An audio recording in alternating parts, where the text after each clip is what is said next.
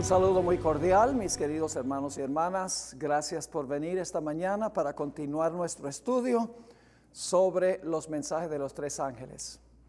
Nuestro estudio esta mañana se basará en la lección número 32. El título de la lección es La generación final, los 144,000. Así que vamos a orar y entramos directamente a nuestro estudio. Oremos. Padre, gracias por darnos la vida este día. Gracias por el privilegio de reunirnos libremente para estudiar tu palabra. Pedimos que tu palabra no regrese a ti vacía, sino que haga un impacto en nuestros corazones y en los corazones de aquellos que están viendo esta presentación en nuestro canal de Zoom TV. Acompáñanos durante el transcurso de este último día. Te lo pedimos en el nombre de Jesús. Amén. Amén. Bien, vamos a la página 391 de nuestro manual y comenzamos nuestro estudio notando que en el libro de Apocalipsis hay 3 panoramas de los 144,000. Espero que tengan el manual, les va a ayudar muchísimo para las lecciones que vamos a estudiar hoy, porque hoy vamos a juntar todos los elementos que hemos estudiado en las presentaciones anteriores. Hay 3 panoramas de los 144,000 en el libro de Apocalipsis. En primer lugar está Apocalipsis 7, 1 al 8. Aquí tenemos el sellamiento de los 144,000. En Apocalipsis 14, 1 al 5, tenemos el carácter de los 144,000. Y en Apocalipsis 15, 2 al 4, tenemos la victoria de los 144,000. Así que si ustedes leen esos pasajes van a darse cuenta que hay 3 énfasis que se da en cuanto a los 144,000. Vamos a considerar estos 3 retratos de los 144,000. Vamos a desmenuzarlos un poco.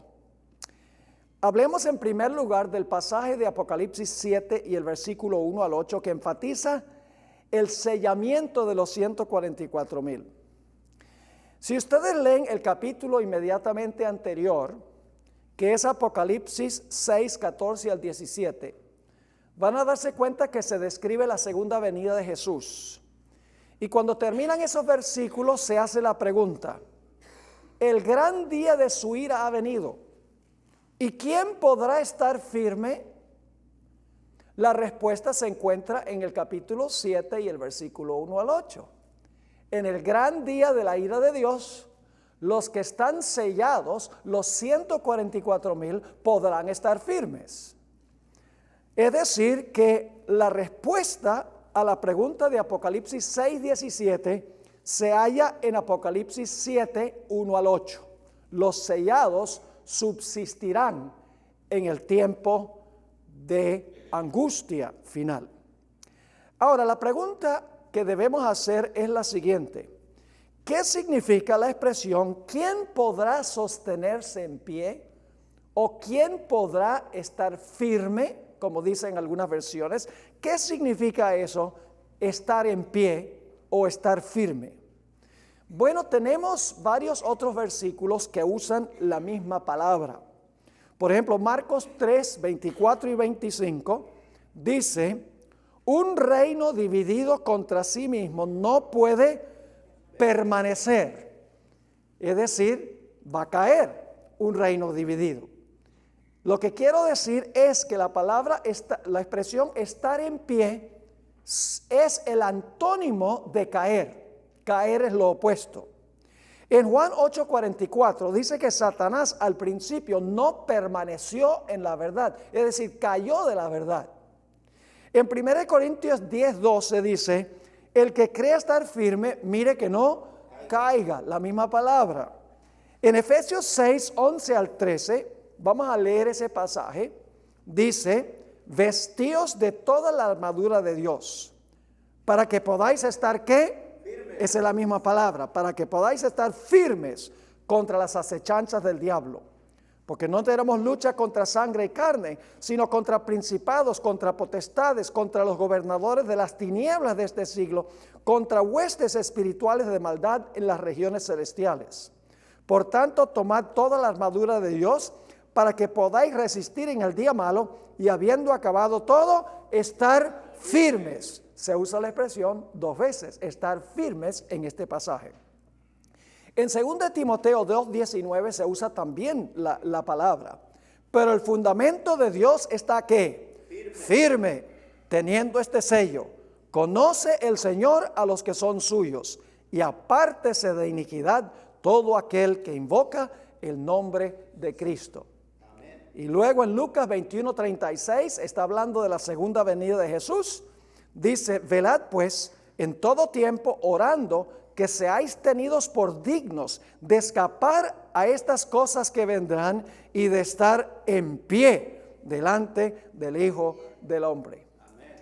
Así que, ¿cuál es la pregunta? ¿Quién podrá estar firme? Es decir, ¿quién se va a mantener firme y no va a caer? ¿Quién será fiel cuando Cristo venga? ¿Y cuál es la respuesta? Los que tienen el sello de Dios. En el siguiente capítulo hablo de los sellados. Ahora, el segundo panorama que tenemos de los 144,000 está en Apocalipsis 14, 1 al 5. Y el énfasis allí recae sobre el carácter de los 144,000. En Apocalipsis 13, 11 al 18, que son los versículos que vienen inmediatamente antes de Apocalipsis 14, 1 al 5, encontramos una descripción de la gran crisis final con respecto a la bestia, su imagen, su marca y el número de su nombre. Y luego, después de hablar de la crisis final, donde no se puede comprar ni vender, donde va a haber un decreto de muerte contra el pueblo de Dios, en el siguiente capítulo, en los versículos 1 al 5, tenemos una descripción de los que pudieron mantenerse firmes cuando vino esta crisis final sobre la bestia, su imagen, su marca y el número de su nombre. Es decir, el clímax de Apocalipsis 13, 11 al 18 es Apocalipsis 14, 1 al 5. Porque Apocalipsis 13 solamente describe la crisis que va a venir sobre la bestia, su imagen, su marca, el número de su nombre. Nadie puede comprar ni vender. Va a haber un decreto de muerte. Y cuando termina el capítulo 13, uno dice, bueno, no hubo nadie que permaneció fiel. En el 14, 1 al 5 dice, sí hubo un grupo que venció a la bestia, su imagen, y no recibió la marca ni el número de su nombre, los 144,000. Y luego, en el capítulo 14 se describe el carácter de los 144,000. Ese es el segundo panorama. El tercer panorama de los 144,000 en el libro de Apocalipsis está en el capítulo 15 y el versículo 2 hasta el versículo 4. Aquí se enfatiza ya no el sellamiento de los 144,000, ya no se enfatiza tampoco el carácter de los 144,000, sino la victoria de los 144,000 sobre la bestia, su imagen, su marca y el número de su nombre. Vamos a leer Apocalipsis 15, 2 al 4.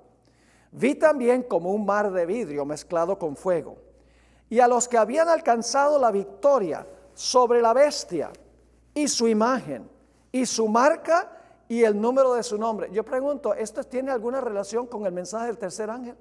Sí. Dice que están en pie sobre el mar de vidrio con las arpas de Dios y cantan el cántico de Moisés, siervo de Dios, y el cántico del Cordero, diciendo, grandes y maravillosas son tus obras, Señor Dios Todopoderoso. Justos y verdaderos son tus caminos, Rey de los santos. ¿Quién no te temerá, oh Señor, y glorificará tu nombre? Pues solo tú eres santo, por lo cual todas las naciones vendrán y te adorarán, porque tus juicios se han manifestado. Así que este pasaje enfatiza los que alcanzaron la victoria sobre la bestia y su imagen y su marca y el número de su nombre. Yo pregunto, ¿para ganar la victoria tiene que haber una batalla? Sí. ¿Cuál es la batalla? La batalla que tuvieron con la bestia, con la imagen de la bestia, con la marca de la bestia y con el número del nombre de la bestia. Ahora, al pie de la página 392, si los 144,000 ganaron la victoria sobre la bestia, su imagen, su marca y el número de su nombre, tendrían que estar vivos en la crisis final. ¿De acuerdo? Porque ¿cómo van a ganar la victoria si no están vivos? Cuando viene la crisis sobre la bestia, su imagen, su marca y el número de su nombre. Apocalipsis 6, 14 al 17 indica que estarán vivos los 144,000 durante el derramamiento final de la ira de Dios, que culmina con la segunda venida de Jesús. Pues el versículo 17 pregunta: el día grande de su ira ha venido, ¿y quién podrá estar en pie? Esa pregunta no se haría si los 144,000 no van a estar vivos durante ese tiempo. Apocalipsis 7 indica que los 144,000 recibirán el sello de Dios antes que los ángeles suelten los 4 vientos, a fin de que sean protegidos y puedan subsistir y mantenerse en pie en el tiempo de angustia. El propósito del sello es proteger al pueblo de Dios en medio del derramamiento de la ira de Dios en las 7 plagas. Ahora miremos la secuencia cronológica de eventos. Estamos en la página 393. Apocalipsis 14, 6 al 12 tiene los mensajes de los 3 ángeles que le advierten al mundo que adoren al Creador y que no adoren a la bestia ni su imagen, ni tampoco que reciban la marca. Eso tiene Apocalipsis 14, 6 al 12. Luego Apocalipsis 14 al 17, que viene inmediatamente después, cuando los mensajes de los 3 ángeles concluyen, todo el mundo está dividido en ¿cuántos grupos? En 2 grupos, la mies y las uvas. Ya no habrá tibios, pues el mensaje a la Odisea causó que todos se tornaran fríos o calientes. ¿Están conmigo? El siguiente punto, Apocalipsis 14, 18 y 19, que viene después de lo que mencioné ahora. Los impíos ahora son echados, ¿dónde? Al lagar de la ira de Dios, que son las 7 postreras plagas. Luego Apocalipsis 14, 20 dice que los impíos que están en el lagar procurarán acabar con el remanente de Dios, pero Cristo vendrá con los ángeles para librarlos. Amén. Ustedes pueden leer esto y seguir la secuencia. Y luego Apocalipsis 15, 2 al 4, el siguiente capítulo, dice que los 144,000 están parados sobre el monte de Sión, pues han ganado la victoria sobre la bestia, su imagen, su marca y el número de su nombre. Amén. Sabemos que aceptaron el mensaje del primer ángel, pues el himno que cantan contiene 3 imperativos de este mensaje. Temieron a Dios, le dieron gloria y le adoraron. Amén. ¿Están captando el punto? Hay que estudiar estas cosas con cuidado. Uno no puede ser superficial. Uno de los problemas que tenemos hoy en día es que la gente todo lo quiere rápido, no razona, no piensa, no usa lógica, nada. Es solamente cuenticos. Estudiar el libro de Apocalipsis es una tarea que exige esfuerzo, que exige tiempo. Ahora, queda claro entonces, a la mitad de la página 393, queda claro entonces que los 144,000 vivirán durante la crisis final y rehusarán adorar a la bestia y su imagen y rechazarán la marca. Es decir, estarán vivos durante el derramamiento final de la ira de Dios sin mezcla de misericordia. ¿Están de acuerdo con lo que hemos mirado? Muy bien. Ahora vamos a sintetizar el orden cronológico de los eventos finales. Vamos ahora a tratar varios puntos y luego entonces los desmenuzamos. Primero, viene la predicación del mensaje de los 3 ángeles. ¿A quiénes? A toda nación, tribu, lengua y pueblo. Y estos mensajes dividen al mundo en ¿cuántos grupos? En 2 grupos, la mies y las uvas. La mies, los justos, y las uvas, los impíos. Segundo, mientras los mensajes están predicando, los ángeles, ¿qué están haciendo? Deteniendo los vientos, y la gente se puede salvar. Porque si la gente no se puede salvar, ¿para qué predicar los mensajes? Siguiente, cuando termina el sellamiento de los siervos de Dios, se cierra la puerta de la gracia y Cristo deja de interceder. porque todos los casos han sido decididos. Los mensajes de los tres ángeles han creado dos grupos, hay mies y hay uvas. ¿Para qué Cristo va a seguir intercediendo si todos ya tomaron su decisión? Luego, cuando se cierra la puerta de la gracia, los ángeles, ¿qué hacen? Sueltan los cuatro vientos y como resultado viene ¿qué cosa? El tiempo de angustia o la gran tribulación. La gran tribulación es el fruto de que los ángeles ya no retienen los vientos de las pasiones humanas. Durante el tiempo de angustia, Dios ¿qué hará? Derramará su ira en 7 plagas sin mezcla de misericordia. En la página 394 el siguiente evento, hacia el final del tiempo de angustia, los impíos rodearán al pueblo de Dios con la intención de destruirlos. Por eso dice que están alrededor de la ciudad. La ciudad es Jerusalén espiritual, como vimos en nuestra última presentación. Y tendrán la intención de destruir al pueblo de Dios. Pero el último evento es el más glorioso. Cristo vendrá con las huestes celestiales para pisotear el lagar a donde están los impíos reunidos para acabar con el pueblo de Dios y librará a su pueblo de una muerte segura. Esa es la secuencia de los eventos que presenta Apocalipsis el capítulo 14 y 15.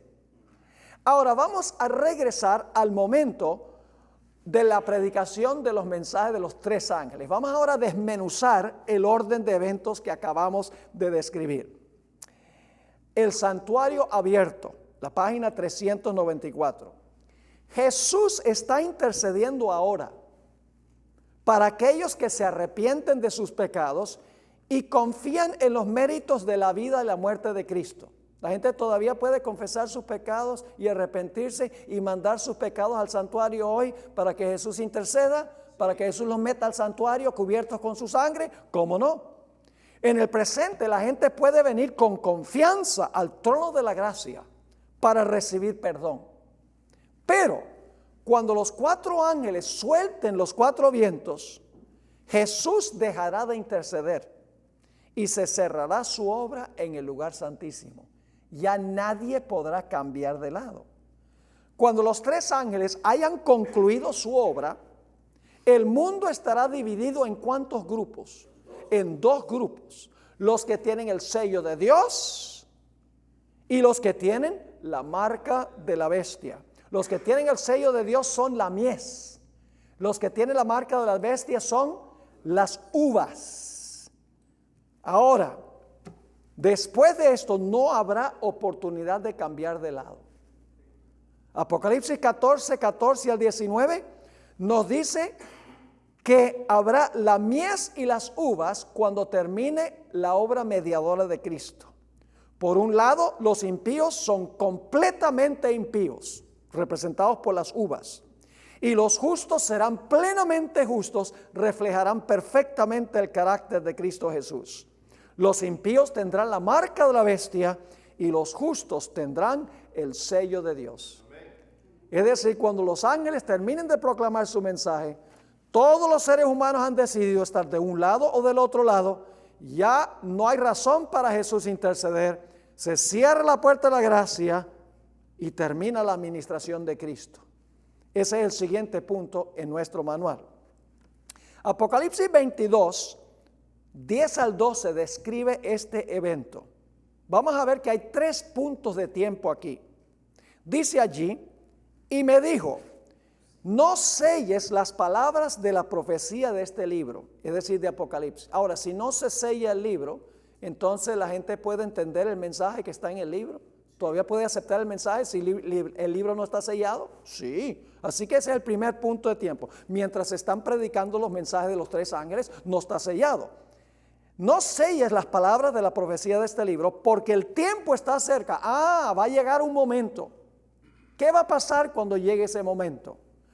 El que es injusto, sea injusto todavía. Esas serían uvas, ¿sí o no?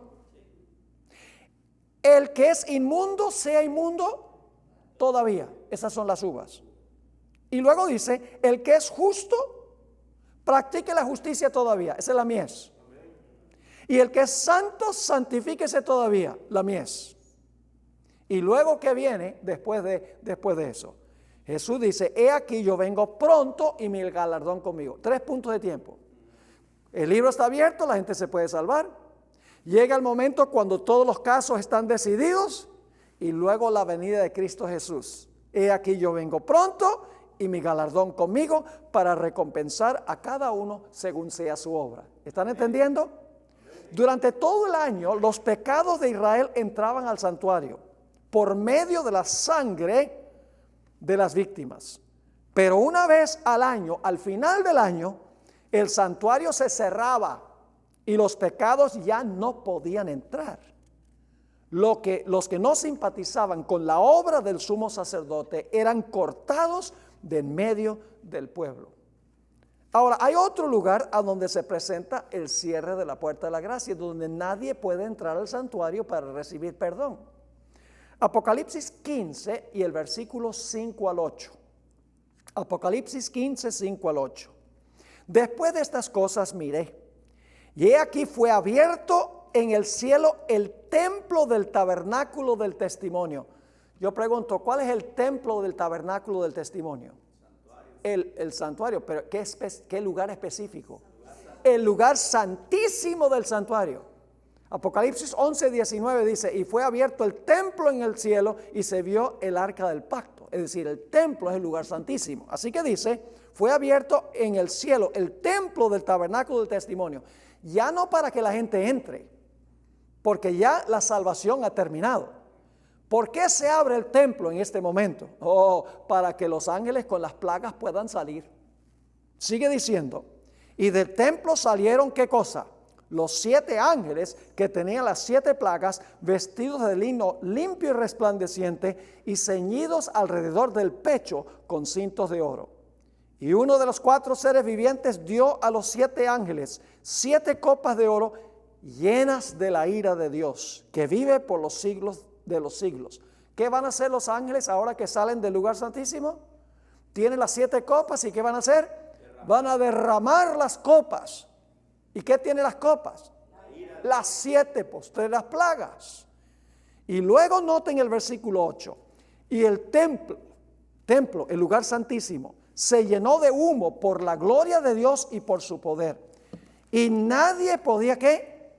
Entrar en el templo, es decir, al lugar santísimo, hasta que se hubiesen cumplido las 7 plagas de los 7 ángeles. ¿Están captando el cuadro? Se cierra la puerta de la gracia, los ángeles salen del lugar santísimo para derramar las plagas. Mientras están derramando las plagas, nadie puede entrar al templo. Y claro, cuando dice entrar al templo, no está hablando físicamente de entrar al templo. ¿Cómo entramos al templo celestial hoy en día? ¿Cómo entramos al lugar santísimo? Por la fe en Cristo Jesús. Ya no puede uno por fe mandar los pecados a Jesús cuando los ángeles salen a derramar las plagas. Solamente después que terminan las plagas, los redimidos podrán entrar en el templo. Ahora vamos al siguiente punto. Cuando se cierra la puerta de la gracia, ahora viene ¿qué cosa? La gran tribulación y las 7 plagas. Es decir, apenas se cierra la puerta de la gracia, los impíos están en el lagar y la mies está en Jerusalén, espiritualmente hablando. Apocalipsis 16, 1 al 21 describe las terribles plagas que caerán sobre los que recibieron la marca de la bestia, los que adoraron la bestia y su imagen. Las plagas son para Babilonia, no son para el pueblo de Dios. El pueblo de Dios será protegido de las plagas. Fíjense la lista de plagas que va a haber. Las llagas malignas afligen los cuerpos de los impíos. La lengua de los impíos se les deshace en la boca porque han enseñado mentiras. Las aguas del mar se convierten en sangre. Las fuentes de agua dulce también se convierten en sangre. El sol destruye toda la vegetación. Las tinieblas cubren la tierra de nuevo. Los impíos se destruyen uno al otro. Un terremoto global sacude al planeta. Las islas y las montañas desaparecen. Granizo de hasta 50 libras cae sobre los impenitentes. Esa es la lista de las 7 postreras plagas. ¿Y cuál es el punto importante aquí? El punto importante es que la tierra va a volver a la condición en que se encontraba antes de la creación. Si ustedes miran las plagas, van a encontrar que las plagas afligen todo lo que Dios creó al principio. La tierra va a regresar en gran medida a la condición en la cual se encontraba antes de la semana de la creación. Eso harán las plagas. Pero Dios intervendrá para proteger a su pueblo. ¿Por qué los protege? Porque tienen ¿qué? El sello de Dios. ¿Quiénes reciben las plagas? Los que adoran a la bestia, su imagen, reciben la marca y el número de su nombre. Los que son protegidos son los que están vivos, y los vivos son los 144,000. Ahora, cuando se están derramando las plagas, este será el peor tiempo de angustia en la historia del mundo. En Mateo 24, 21 y 22, el Señor Jesucristo dijo: porque habrá entonces gran tribulación, cual no ha habido desde el principio del mundo hasta ahora, ni habrá. Y si aquellos días no fuesen acortados, nadie sería salvo, mas por causa de los escogidos, aquellos días serán acortados. Si Dios no acortara esta tribulación, no queda nadie vivo. Así de terrible va a ser. Daniel 12:1 nos dice también que va a ser un tiempo terrible. En aquel tiempo se levantará Miguel. No tengo tiempo de comprobarles esto, pero el levantamiento de Miguel es cuando se cierra la puerta de la gracia, cuando Cristo comienza a reinar, porque ha recibido su reino. En aquel tiempo se levantará Miguel, el gran príncipe que está de parte de los hijos de tu pueblo. ¿Por qué se va a levantar Miguel? ¿Está de parte de quiénes? De los hijos de tu pueblo, es decir, de los fieles. ¿Qué tiene que hacer Miguel? Tiene que proteger a los fieles. ¿Por qué razón? Porque dice: y será ¿qué cosa? Tiempo de angustia, cual nunca fue desde que hubo gente hasta entonces. Pero en aquel tiempo, en el tiempo de angustia, será libertado tu pueblo, todos los que se hallen escritos en el libro. Esos son los fieles. Los 144,000 serán librados. ¿Librados de qué? Librados de la muerte. Porque ¿quién quiere ejecutar el decreto de muerte? La bestia. Y la bestia de la tierra. Porque los fieles no reciben la marca de la bestia, ni adoran la imagen de la bestia. Cristo, Miguel, tiene que intervenir para librar al pueblo de Dios de una muerte segura. Ahora, el tiempo de angustia concluirá con la gloriosa venida de Cristo en poder y gloria. Eso se describe en Apocalipsis 6, 14 al 17. Y el cielo se desvaneció como un pergamino que se enrolla, y todo monte y toda isla se removió de su lugar.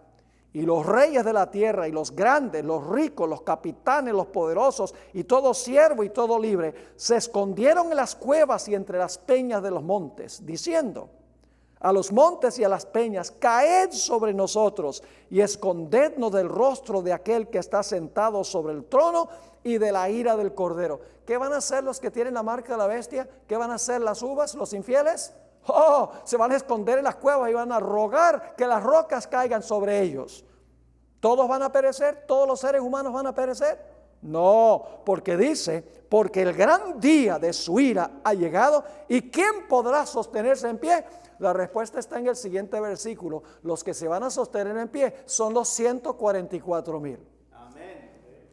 Ahora vamos a la siguiente página, la página 396.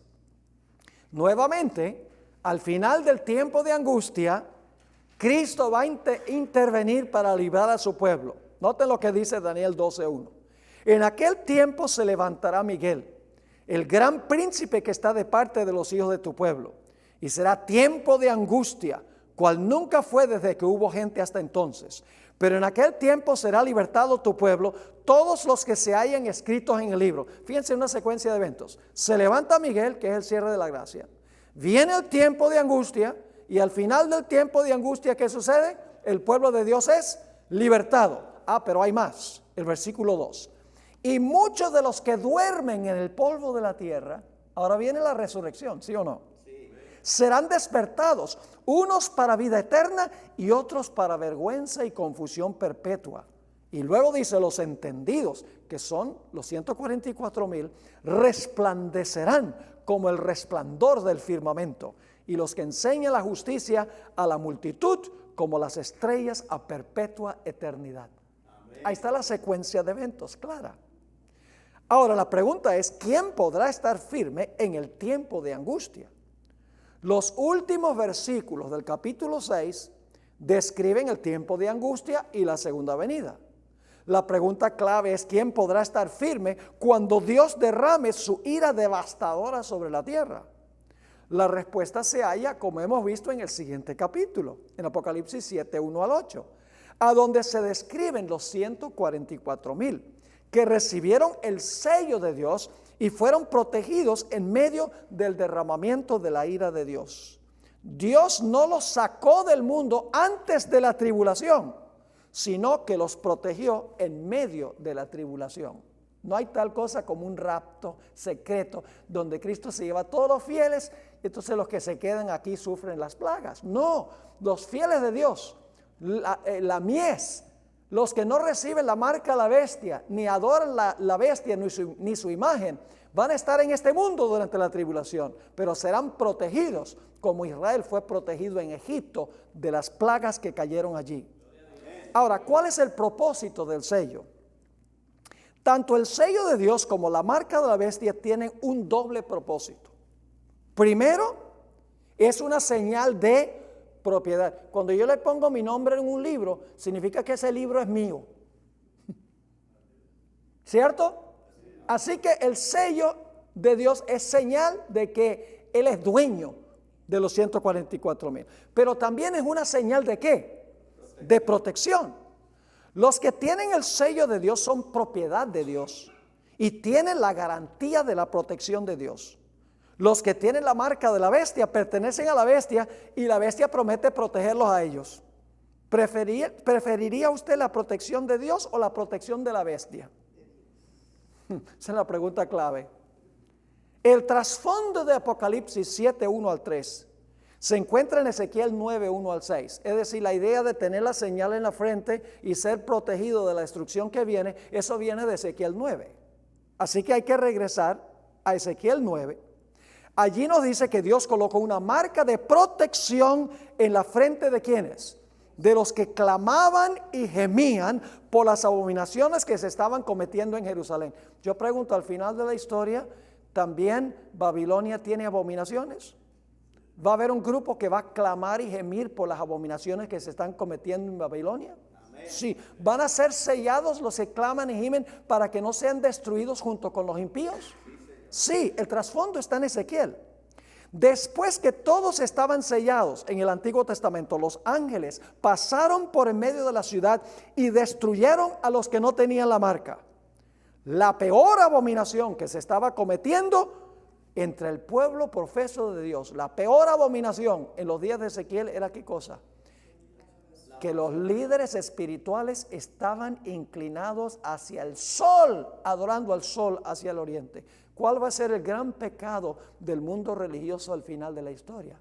Va a ser que está adorando en el día del sol. Y como yo les mencioné, algunos dicen, pero no es lo mismo adorar al sol que adorar en el día del sol. En principio es igual. ¿Quién creó el sol? Dios. ¿Lo creó para la adoración? No, es un objeto secular para dar luz. ¿Qué pasa si usted lo convierte en un objeto de adoración? Idolatría. ¿Quién hizo el primer día de la semana? Dios. ¿Lo hizo para la adoración? ¿Es santo? No. Entonces, ¿qué pasa si usted lo hace santo y día de adoración? Idolatría. No importa si es un objeto o un día. Cualquier cosa que el hombre hace para la adoración que Dios no hizo es idolatría. Así que en el Antiguo Testamento el sol literal, al final de la historia, es el día del sol. Apocalipsis 7, 1 al 3 habla del sellamiento de los 144,000. Dice, después de esto vi a 4 ángeles en pie sobre los 4 ángulos de la tierra, que detenían los 4 vientos de la tierra, para que no soplase viento alguno sobre la tierra, ni sobre el mar, ni sobre ningún árbol. Es decir, cuando se sueltan los vientos, viene el cataclismo, viene la destrucción. Pero antes de la destrucción dice, vi también a otro ángel que subía de donde sale el sol. ¿Y tenía qué cosa? El sello del Dios vivo, y clamó a gran voz a los 4 ángeles a quienes se les había dado el poder de hacer daño a la tierra y al mar, diciendo: no hagáis daño a la tierra, ni al mar, ni a los árboles, hasta que hayamos que sellados en sus frentes a los siervos de nuestro Dios. Ahora, los 144,000 son, según la Biblia, de las 12 tribus de Israel. Y por eso algunos dicen: estos son israelitas literales. Estos son personas que viven en el Medio Oriente allá, que tienen sangre judía después que la iglesia ha sido raptada al cielo. Así que vamos a preguntar si los 144,000 son judíos literales. La evidencia indica que los 144,000 sellados no son judíos literales, sino judíos ¿qué? Espirituales. Ya hablamos de eso en el último tema.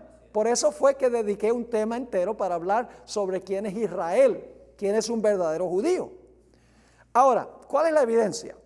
Los mensajes de los 3 ángeles van ¿a dónde? A toda nación, tribu, lengua y pueblo. Y los mensajes de los 3 ángeles malignos, 3 espíritus inmundos a manera de ranas, van también ¿a dónde? A los reyes de la tierra y de todo el mundo. No van solamente a los judíos, van a todo el mundo. En segundo lugar, la advertencia en contra de adorar a la bestia y su imagen va a todos los habitantes de la tierra, no solamente a los judíos. Finalmente, los 4 ángeles retienen los vientos en los 4 ángulos de la tierra.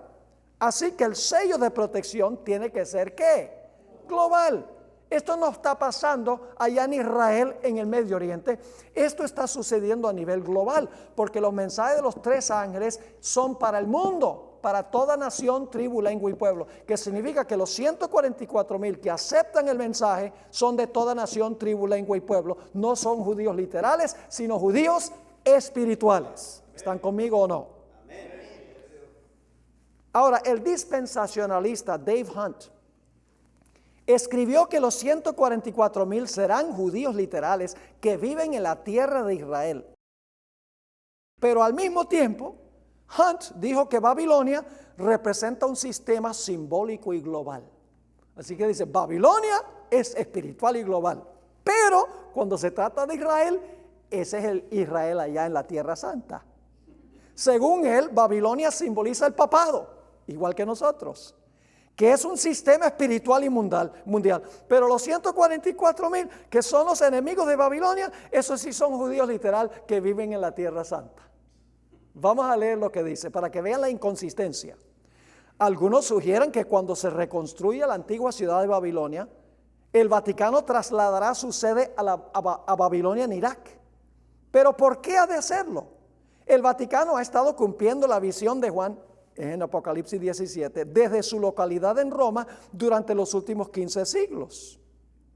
Además, hemos demostrado cómo el Vaticano ha mantenido su conexión con la Babilonia antigua por medio del cristianismo paganizado que ha promulgado. En lo que a la antigua Babilonia se refiere, ni siquiera ha existido durante los últimos 2300 años para reinar sobre los reyes de la tierra. Babilonia estaba en ruinas cuando la Roma pagana y luego la Roma católica reinaban sobre los reyes de la tierra.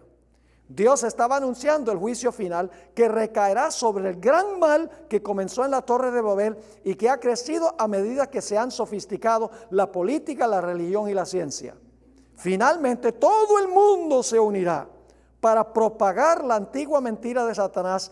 Esta es la Babilonia revivida con su sede en Roma, que será destruida para nunca más ser habitada. Es decir, para él Babilonia es global y espiritual. Son gente que se reúne de todo el mundo en contra de Dios, pero Israel, que es el enemigo de Babilonia, ese sí es el Israel literal allá en el Medio Oriente. ¿Qué consistencia tiene eso? Ahora, la Biblia nos dice que los fieles estarán bajo un decreto de muerte porque no adoran a la bestia, ni su imagen, ni reciben su marca. Apocalipsis 13:15 habla de ese decreto de muerte. Dice, y se le permitió infundir aliento a la imagen de la bestia, para que la imagen de la bestia hiciese matar a todo el que no la adorase. El pueblo de Dios que no adora la imagen de la bestia, y sabemos que es la imagen de la bestia, la segunda bestia levantó una imagen de la primera bestia. Es decir, el protestantismo apóstata levanta, hace una unión de la iglesia y el Estado, como existía durante los 1260 años con el papado, y entonces se dará un decreto de muerte contra el pueblo de Dios. Daniel 3 es una ilustración vívida de lo que hará Babilonia globalmente contra los fieles que guardan los mandamientos de Dios y le adoran solamente a Él. El horno que el rey calentó 7 veces más representa el tiempo de angustia, cual no ha existido jamás. Los 3 jóvenes que pasaron por el tiempo de angustia representan al remanente final a nivel global. Ni la ira del rey ni el fuego consumió a los 3 jóvenes, así no prosperará el decreto de muerte contra el pueblo de Dios. Los fieles pasaron por el horno de fuego literal y sus caracteres salieron como oro puro. De la misma manera sucederá con los 144,000. Las 7 plagas y el tiempo de angustia serán terribles. Cuando los 4 ángeles suelten los vientos, hermanos y hermanas, Satanás se levantará del abismo con total control sobre los que son finalmente impenitentes. La imaginación más fecunda no alcanza a divisar lo que será ese tiempo para aquellos que adoran la bestia, su imagen y reciben la marca. No podemos imaginarnos cómo será este mundo cuando Satanás tenga total control sobre los impenitentes. Cuando Dios retire su espíritu y se suelten los vientos. La hermana White dice que la imaginación más fecunda no puede imaginarse cómo va a ser ese tiempo. Si Dios no hubiera colocado su sello sobre los fieles perecerían con los infieles. Durante este tiempo la bestia protegerá a los que reciban su marca y Dios protegerá a los que reciban su sello. ¿Cuál de los 2 protectores prefiere usted? Esa es la pregunta clave. Para mí la decisión es fácil, porque la bestia va a proteger solo por un tiempo, pero también va a sufrir bajo la ira de Dios. Ahora, finalmente el pueblo de Dios será rescatado del decreto de muerte. Apocalipsis 19, 11 al 16 describe el rescate. Entonces vi el cielo abierto, y he aquí un caballo blanco, y el que lo montaba se llamaba Fiel y Verdadero, y con justicia juzga y pelea. ¿Quién es ese? Jesús. Sus ojos eran como llama de fuego, y había en su cabeza muchas diademas, y tenía un nombre escrito que ninguno conocía sino él mismo. Estaba vestido de una ropa teñida en sangre, no la sangre suya, sino la sangre de los impíos que están en el lagar. Y su nombre es el Verbo de Dios. ¿Viene solo Jesús en un caballo blanco, victorioso? No, dice, y los ejércitos celestiales. ¿Quiénes son esos? Los ángeles, vestidos de lino finísimo, blanco y limpio, le seguían en caballos blancos. De su boca sale una espada aguda para herir con ella a las naciones. Y él las regirá con vara de hierro, y él pisa el lagar del vino del furor de la ira del Dios Todopoderoso. Ahora viene a pisotear simbólicamente a los impíos que quieren destruir a su pueblo. Y en su vestidura y en su muslo tiene escrito este nombre: Rey de Reyes y Señor de Señores. Ahora viene al rescate para librar a los fieles. Y luego encontramos en Apocalipsis 14, 1 al 5, la clase de carácter que tendrá el pueblo de Dios. Dice en Apocalipsis 14, 1, después miré, y he aquí el Cordero estaba en pie sobre el monte de Sión, y con él 144,000 que tenían el nombre de él y el de su padre escrito en la frente. ¿Dónde tiene el nombre escrito? ¿Tienen el carácter de quién? De Dios. Y oí una voz del cielo como estruendo de muchas aguas, como sonido de un gran trueno, y la voz que oí era como de arpistas que tocaban sus arpas. Y los 144,000 que hacen, cantaban un cántico nuevo delante del trono y delante de los 4 seres vivientes y de los ancianos. Y nadie podía aprender el cántico sino aquellos 144,000 que fueron redimidos de entre los hombres. Estos son los que no se contaminaron con mujeres. ¿Quiere decir eso que nunca se casaron? No. ¿Cuáles mujeres son con las que no se contaminaron? Con la ramera y sus hijas, exactamente. Pues son vírgenes. Estos son los que siguen al Cordero por donde quiera que va. ¿Siguen a Jesús al Getsemaní? Sí. ¿Tienen su Getsemaní? Lo hemos visto. ¿Tienen su Calvario? Sí. Sí. Siguen a Jesús por donde quiera que Jesús va. Y lo van a seguir en el reino también. Amén. Sigue diciendo, estos fueron redimidos de entre los hombres como primicias para Dios y para el Cordero. En sus bocas no fue hallada mentira. Y de la abundancia del corazón habla la boca. Pues son como sin mancha delante del trono de Dios. Ese es el carácter de los 144,000. Ahora vamos a pasar por alto Malaquías 3:2 y vamos a Joel, el capítulo 2 y el versículo 10 y 11. En los versículos 1 al 10 se describe la segunda venida de Cristo. No tenemos tiempo de leer los primeros 10 versículos, pero está hablando de la segunda venida de Jesús. Y quiero leer solamente los versículos 10 y 11, que es el clímax de ese pasaje. Habla en el versículo 10 de la siguiente manera. Delante de él, es decir, de Jesús que viene, temblará la tierra, se estremecerán los cielos, el sol y la luna se oscurecerán y las estrellas retraerán su resplandor. Eso se menciona en Mateo 24 en relación con la segunda venida de Jesús. Y Jehová dará su orden delante de su ejército. ¿Cuál es su ejército? Los ángeles. Ya vimos en Apocalipsis 19, los ángeles. Porque muy grande es su campamento, fuerte es el que ejecuta su orden. Y ahora fíjense lo que leímos en Apocalipsis 6. Porque grande es el día de Jehová y muy terrible, ¿quién podrá soportarlo? ¿Es la misma pregunta de Apocalipsis 6? Sí, Señor. Ahora la respuesta, ¿dónde encontramos la respuesta de quién podrá mantenerse en pie cuando venga este día de gran ira? En los siguientes versículos. En el versículo 12 dice, por eso, porque viene este cataclismo, porque viene este gran día de la ira de Dios, ¿qué debemos hacer? Por eso, pues ahora, dice Jehová, convertíos a mí con todo vuestro corazón, con ayuno y lloro y lamento. Rasgad vuestro corazón y no vuestros vestidos y convertíos a Jehová vuestro Dios. ¿Hay una preparación necesaria para mantenerse firme en ese tiempo? Sí, sigue diciendo. Porque misericordioso es y clemente, tardo para la ira y grande en misericordia y que se duele del castigo.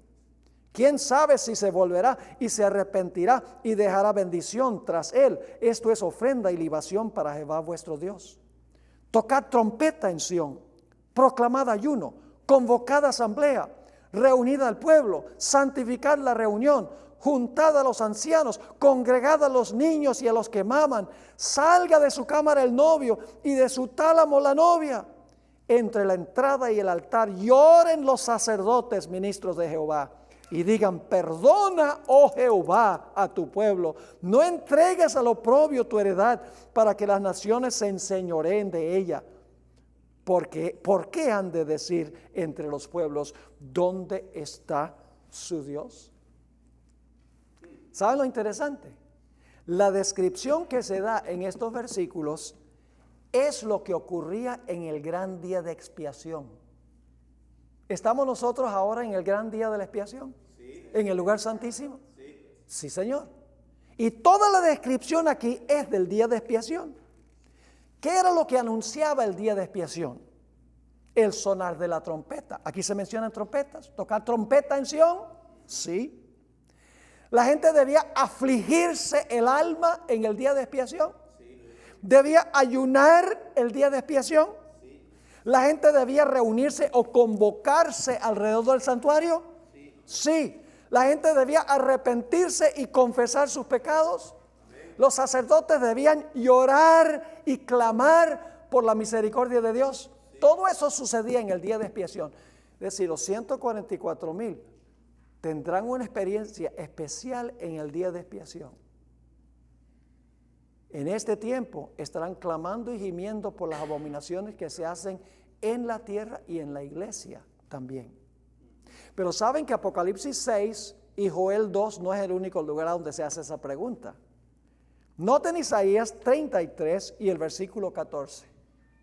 Los pecadores se asombraron en Sión. Espanto sobrecogió a los hipócritas. ¿Quién de nosotros morará con el fuego consumidor? ¿Quién de nosotros habitará con las llamas eternas? Fíjense la pregunta. ¿Quién puede estar en la presencia de un Dios santo? ¿Que es un fuego qué? Consumidor. ¿Quién habitará con las llamas eternas? Es una pregunta similar a quién podrá estar en pie.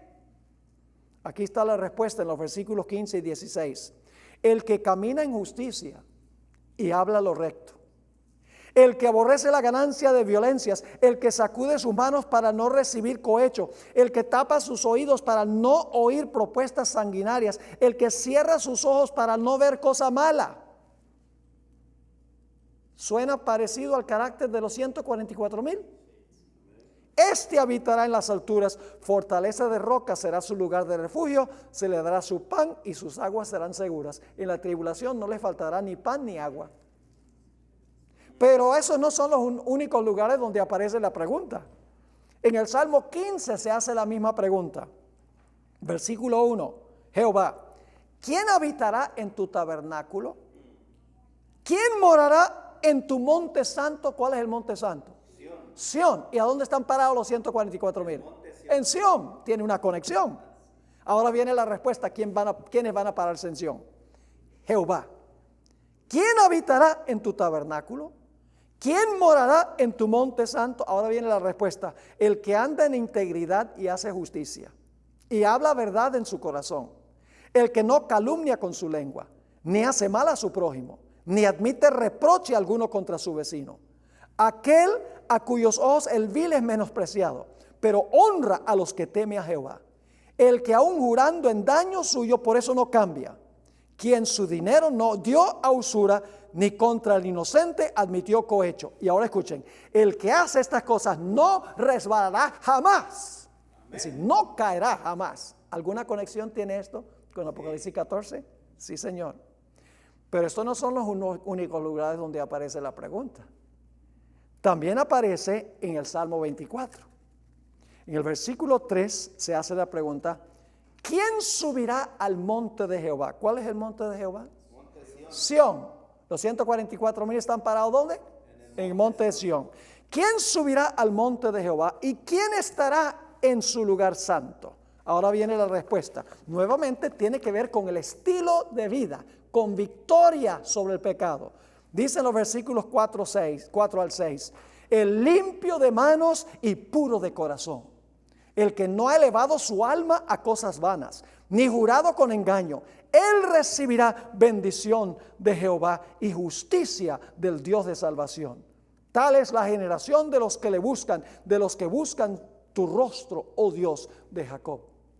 Y luego lo interesante es que después de describir, se hace la pregunta, se describe quiénes son los que podrán estar allí, se describe su carácter y entonces luego se describe su entrada al reino. Versículos 7 al 10. Alzado puertas vuestras cabezas y alzaos vosotras puertas eternas y entrará el Rey de Gloria. Amén. ¿Quién es este Rey de Gloria? Jehová el fuerte y valiente, Jehová el poderoso en batalla. Alzado puertas vuestras cabezas y alzaos vosotras puertas eternas y entrará el Rey de Gloria. ¿Quién es este Rey de Gloria? Jehová de los ejércitos, Él es el Rey de la Gloria. Amén. Ahora la nota debajo de esto es muy importante. Como mencioné anteriormente, este himno se cantó cuando Jesús ascendió al cielo, a la presencia de su Padre, en la primera venida. Allí lo estaban esperando el Padre, los querubines, los serafines, los representantes de los mundos y el Espíritu Santo. Lo pueden leer en Apocalipsis capítulo 4. Este himno se cantará de nuevo cuando Jesús ascienda al cielo con todos los redimidos. Nuevamente estarán esperando en el cielo el Padre, los querubines, los serafines, los representantes de los mundos y el Espíritu Santo estará esperando la llegada del pueblo de Dios. Y se cantará este himno del Salmo 24, alzaos vuestras cabezas y entrará el Rey de Gloria. Y los que están dentro de la ciudad van a decir, ¿quién es este Rey de Gloria? Ah, Jehová de los ejércitos. Va a venir la respuesta. Amén. Y algunos dicen, pastor, ¿usted está diciendo que el Padre va a estar en el cielo cuando Jesús venga? ¿Acaso Dios el Padre no viene con Jesús? No, el Padre no viene con eso. Ni los querubines, ni los serafines, ni los representantes de los mundos vienen con Jesús. Jesús viene con los ángeles. Amén. Vamos a leer la siguiente cita. Ya el tiempo prácticamente se acabó. Comentario bíblico adventista, tomo 7a. El sacrificio de nuestro Salvador ha hecho amplia provisión para cada alma arrepentida y creyente. Somos salvos porque Dios ama lo que ha sido comprado por la sangre de Cristo. Y no solo perdonará, ahora escuchen, no solo perdonará al pecador que se arrepiente, no solo le permitirá entrar al cielo, sino que Él, el Padre de misericordia, aguardará en los mismos portales del cielo para darnos una abundante bienvenida a las mansiones de los bienaventurados. Amén. Allá estará esperando en la puerta. Amén. Para darle entrada a su pueblo. Ahora, vamos al último párrafo de la página 401. Solo tenemos tiempo para eso. Quiero animarles de que lean lo que encontramos en la página 402 y 403. Lo hemos cubierto en una presentación anterior y es: esta generación será una generación completamente limpia. Habrán vencido completamente el pecado en sus vidas. ¿Y cómo vencieron el pecado? Ahí tienen el secreto. Dice: por el lavamiento del agua por la palabra. En el Salmo 119 dice: he guardado mis dichos en mi corazón para no pecar contra ti. En el libro de Hebreos dice que Dios escribe en el corazón del ser humano, ¿qué cosa? Su ley. Es decir, esa es la forma como se limpia la vida. Pero ahora leamos el último párrafo, que es muy importante, en la página 401. Algunos cristianos tienen un concepto superficial del cristianismo. Tienen la forma de la piedad, pero no tienen el poder. El concepto de un rapto secreto está preparando al mundo cristiano para un engaño abrumador. Piensan que no van a pasar por la gran tribulación. Y por lo tanto, cuando se encuentren en medio de esa tribulación, carecerán de la preparación necesaria para subsistir. Para ellos, los mensajes de los tres ángeles no tienen relevancia alguna para la iglesia, pues creen que se aplican a los judíos literales después del rapto de la iglesia. ¿Qué ha hecho Satanás al decir que las profecías del anticristo se cumplieron en el lejano pasado o se van a cumplir en el futuro? Le ha dado confianza al mundo cristiano que las profecías no se aplican a ellos porque ellos van a estar en el cielo en el rapto y no tienen que pasar por la tribulación. Y al mismo tiempo, el papado crece en Roma, los Estados Unidos diariamente se acerca más a Roma y no pueden ver dónde se están cumpliendo las profecías porque están mirando a Israel literal, a los judíos literales. Están pensando que va a haber un rapto. Y cuando se cierre la puerta de la gracia, van a adorar a la bestia y a su imagen, van a recibir la marca y el número de su nombre, pensando que están de parte de Dios, cuando están en realidad de parte de la bestia, que no pudieron identificar, porque estaban mirando a donde no es. ¿Es importante esta serie que nosotros estamos estudiando? El mundo necesita saber esto, necesita estudiar esto, para que cuando venga la crisis puedan mantenerse en pie, fieles a Jesús. Y Dios tiene miles en las iglesias que desconocen esto, y cuando lo oigan y lo vean, se van a poner del lado de nuestro Señor y Salvador Jesús.